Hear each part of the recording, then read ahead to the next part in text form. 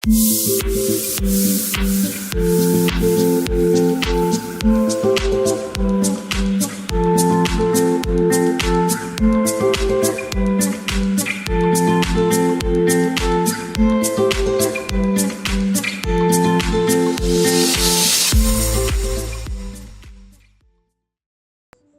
sa mga tinanong ko kay dating Vice Mayor Sambo doon sa maraming politiko na biglang naglalaho pagkatapos ng kanilang termino.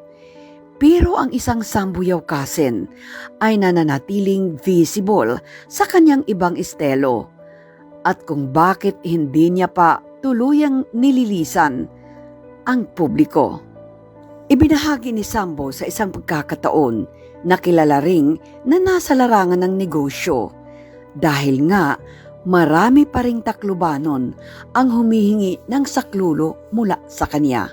Isang pagkakataon anya na hindi niya pwedeng tanggihan ang mga tinig mula sa mga taong nasa laylayan ng komunidad na para sa kanya isang pagpapala. Even if I'm no longer in politics, every day I would receive messages.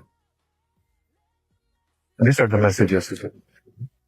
Naaabuhin medical assistant, naaabuhin burial assistance, naaabuhin wheelchair, kung ano-ano kinaawa. The thing is this,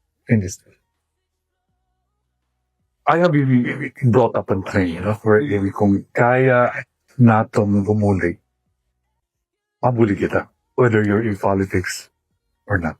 Kasi hindi ka man lang nagsisambisya tungkol nga ala ko politika. The service should be a part of who you are. And that is my training and my calling na mamuling ka, hindi tungkol nga dalagan ka. Mabuli ka lang kasi may kapalit. Mabuli ka tungkol kami kapas na bumuli and you have been blessed to bless others.